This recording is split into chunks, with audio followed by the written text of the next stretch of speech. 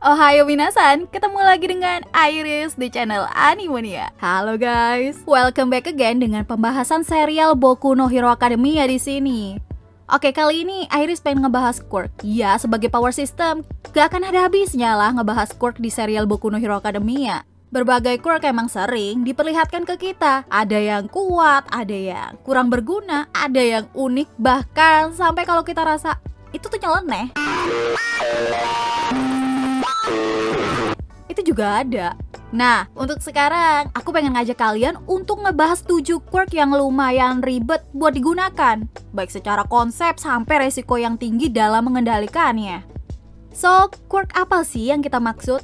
Oke, langsung aja kita menuju ke pembahasannya. Let's go. Oke, pertama diisi oleh quirk yang bernama Dark Shadow. Quirk ini dimiliki oleh salah satu murid di kelas 1A yang bernama Tokoyami Fumikage. Dark Shadow merupakan quirk yang membuat Tokoyami ini bisa mengendalikan makhluk bayangan menyerupai sesuai keinginan Tokoyami sendiri. Bayangan ini bisa memperbesar ukuran tubuhnya, memanjang, mencengkeram, sampai membentuk mekanisme pertahanan. Jadi, siapapun yang melawan Tokoyami rasanya kayak ngelawan 2 orang sekaligus. Tapi, meski terkesan serbaguna, Dark Shadow ini punya kelemahan serta kondisi di mana dia itu menjadi sulit terkendali. Kelemahan yang dipunya Dark Shadow karena prinsipnya dia itu bayangan ya kan? Maka, andai di suatu tempat memiliki sinar cahaya yang memadai, ya kekuatan dari Dark Shadow akan melemah. Lah, berarti kekuatan terhebat Dark Shadow itu pas di tempat gelap kan? Iya, betul. Sayangnya terus-terusan berada di bawah kegelapan kan gak baik juga buat Tokoyami. Hal ini disebabkan apabila Dark Shadow berada di tempat yang semakin gelap, maka kekuatan dari Dark Shadow itu ya bisa bertambah. Tapi bertambahnya nggak positif. Nah, ini yang jadi masalah. Dengan bertambahnya kekuatan Dark Shadow, maka dia nggak mau mendengarkan Tokoyami sebagai tuannya lagi. Seiring bertambah kekuatan serangannya, maka bertambah juga nih keinginan Dark Shadow untuk bertindak sesukanya. Kita bisa lihatlah di anime sebagai contohnya, di Arc Student Camp. Saat itu Dark Shadow kan udah mulai menggila kan, sampai bisa mengalahkan villain veteran loh, macam Moonface. Bener-bener pisau bermata dua ya kan? Nah, jadi jika Dark Shadow bertambah kuat, maka ini bisa jadi malapetaka buat Tokoyami itu sendiri. Bahkan Tokoyami aja bilang sendiri kalau dia itu belum ada di tahap bisa menguasai Dark Shadow secara sepenuhnya. Oke, berikutnya kita bahas quirk milik wali kelas 1A guys, yaitu Eraserhead dengan quirknya yang bernama Erasure. Bicara masalah kekuatan yang dihasilkan dari quirk ini terbilang cukup hebat guys, yaitu bisa menghilangkan quirk targetnya untuk sementara waktu. Tapi semuanya akan berbeda kalau kita ngomongin konsepnya, itu ribet banget.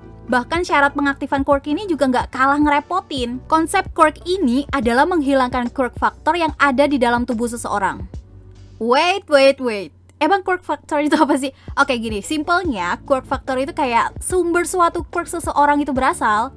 Oke, kita analogikan seperti switch on, switch off di berbagai mesin yang sering kita lihat. Sehingga setiap orang yang punya quirk itu udah pasti punya quirk factor. Nah, dengan quirk erasure ini, Eraserhead bisa melihat quirk factor seseorang dan bisa menonaktifkan quirk factor tersebut. Mantap kan? Orang yang quirk factornya telah dinonaktifkan ya bakal nggak bisa ngakses quirknya dan jadilah quirkless untuk jangka waktu tertentu. Itu baru konsep. Untuk syarat pengaktifannya sebenarnya juga simple, tapi nggak mudah untuk dilakukan. Eraserhead hanya perlu melihat paling nggak satu bagian tubuh dari musuhnya, cuma syarat lainnya aja nih. Andai matanya berkedip, maka kekuatan quirk eraser ini nggak berfungsi lagi. Udah kebayang kan, seorang Eraserhead dalam pertarungannya harus terus melotot dan itu dilakukan sepanjang pertarungan. Meski harus kita akui sih dia cerdik banget dalam menggunakan quirknya, tapi itu semua butuh latihan dan usaha yang nggak sedikit. Eraserhead juga bakalan kesulitan saat mengikuti pertarungan jangka panjang karena matanya kan jadi lebih gampang perih, sedangkan kekuatan dia masih banget harus diperlukan. Kalau bisa dibilang andai aja syarat menggunakan quirk ini nggak begitu menyiksa, pasti udah jadi overpower banget nih Eraserhead. Shigaraki Tomura aja selalu bilang kalau kekuatan ini tuh bener-bener mengganggu. Selanjutnya ada quirk creation punya Yaoyorozu Momo. Quirk yang satu ini sih the most of useful quirk sih menurut aku. Ya baik untuk bertahan, menyerang, lagi santai. Ya sekalipun beneran ada di dunia nyata, pasti quirk ini kepake terus dan jadi kepengenan setiap orang. Yakin deh. Soalnya quirk ini bisa menghasilkan apapun dari tubuh penggunanya. Iya, apapun. Tapi, tetap ada tapinya. Syarat yang diperlukan quirk ini juga nggak gampang seperti kelihatannya. Nggak tiba-tiba kita pengen sesuatu terus tinggal bayangin dan barang tersebut langsung aja ada gitu. Nggak gitu konsepnya. Untuk mengaktifkannya, pengguna harus tahu struktur molekul benda yang diciptakan. Terus, quirk ini juga memanfaatkan sel lemak yang diubah menjadi molekul benda yang dihasilkan tersebut. Nah, pertanyaannya, bisa nggak tiap orang punya hafalan yang kuat untuk bisa menghafal tiap molekul benda yang dia pengen ciptakan? Beruntungnya, quirk ini yang punya si Momo, yang merupakan salah satu murid tercerdas di Akademi UE guys. Sehingga dia bisa dengan cepat tuh memahami struktur suatu benda. Bayangin aja, semisal quirk ini yang punya orang yang malas mikir atau semacamnya. Yang ada, quirk ini jadi mubazir, dan bisa aja benda yang dihasilkan ya cuma itu-itu aja dan itu-itu lagi. Yang keempat adalah quirk salah satu anggota dari Liga Penjahat guys, yang bernama Dabi dengan quirknya Cremation. Sebelum kita bahas lebih jauh, aku pengen ngasih tahu dulu nih, kalau nama quirk ini masih sementara, karena belum dapat informasi resmi mengenai nama yang sebenarnya.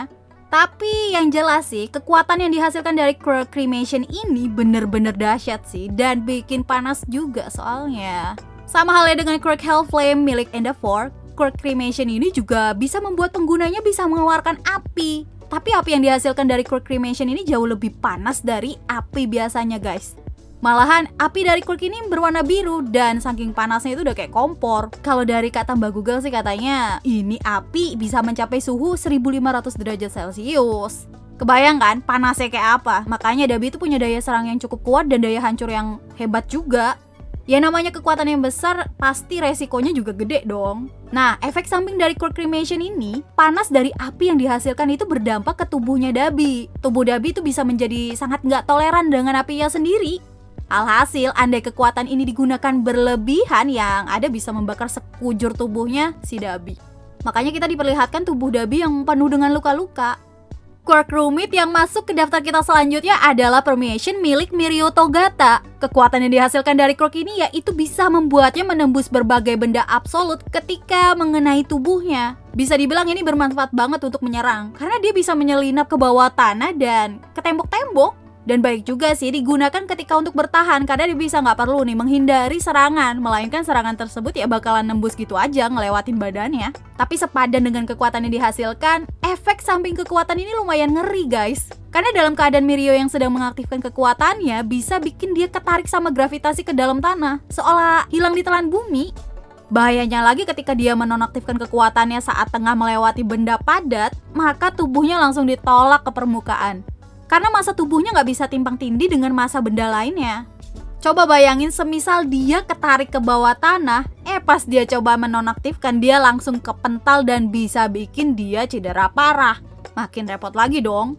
Mirio saat pakai quirk ini juga bikin dia itu sulit bernafas. Resikonya gede banget lah pokoknya. Untungnya Mirio ini sama sekali nggak menyerah untuk jadi pahlawan. Karena berkat latihan kerasnya dia bisa menjadikan quirk yang penuh kelemahan ini menjadi quirk yang mematikan ketika di medan pertarungan. Disebutkan juga, andai All Might nggak ketemu Deku, quirk One for All bisa diwariskan nih ke Mirio karena kehebatannya. Oke, selanjutnya guys, quirk ini yang nggak kalah ngeri resikonya yaitu Rewind milik Eri-chan. Dengan quirk Rewind, penggunanya bisa mengembalikan sesuatu ke titik waktu tertentu. Artinya seperti mengembalikan barang yang rusak di waktu dimana barang itu ya belum rusak. Ya, sekilas quirk ini memang bisa menyembuhkan tubuh yang terluka atau benda yang hancur sekalipun sih. Tetapi bahaya yang ditimbulkan muncul karena Eri-chan belum sepenuhnya bisa mengendalikan kekuatan Rewind ini guys.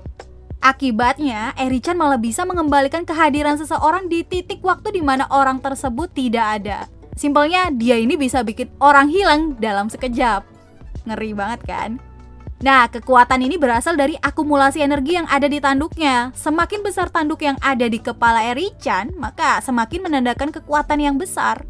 Masih teka-teki sih sebenarnya. Eri-chan ini udah bisa mengendalikan kekuatannya sejauh apa. Tapi yang aku tahu sih ya, dia terus belajar mengendalikan Rewind pada seekor belalang. Oke, terakhir nih guys, quirk yang masuk ke kategori rumit dan sulit dikendalikan adalah One for All, yang saat ini sedang diwariskan ke tokoh utama kita, the one and only, Deku. Ya nggak banyak sih yang bakalan aku sampaikan, karena quirk yang satu ini emang kompleks banget dan pernah kita bahas di satu konten penuh kan, jadi kalian bisa cek lagi aja ya, oke? Nah, yang pasti dan ingin aku tekankan lagi nih ke kalian semua, adalah quirk One for All ini bukanlah quirk sembarangan. Meski memberikan penggunanya kekuatan layaknya manusia super, masih ada efek samping yang tinggi bagi penggunanya. Karena penimbunan kekuatan yang besar, alhasil ketika digunakannya pun pengguna harus bisa menentukannya dengan tepat berapa persen kekuatan yang bisa dia keluarkan. Karena semakin besar persen kekuatan yang dikeluarkan, maka ya semakin besar juga resiko yang ditanggung. Malahan jika asal main lepas kekuatan gitu aja nih, bisa membuat tubuh penggunanya cedera atau bahkan hancur seketika guys. Karena tubuhnya nggak akan mampu menahan beban yang luar biasa berat dari power One for All itu sendiri. Nah, itu dia tadi deretan nama-nama quirk yang ribet, baik dari konsep, syarat pengaktifan, sampai efek samping yang gak kalah mengerikannya. Quirk tadi membuat setiap penggunanya harus kudu dan wajib nih menggunakan kekuatannya dengan bijak, serta gak hanya kemampuan fisik. Kemampuan menganalisa dalam waktu yang singkat juga jadi faktor yang utama juga sih guys. So, dari ketujuh quirk tadi, mana nih yang menurut kalian paling ruwet? Atau kamu punya versi sendiri lah? Ya, monggo aja disampaikan di kolom komentar. Oke, jadi sampai di situ dulu guys perjumpaan kita di pembahasan Boku no Hero Academia kali ini. Nantikan terus nih pembahasan menarik lainnya. Plus Ultra! So, see you again next time. Adios ya caramelos. Stay safe everyone. Salam Animania.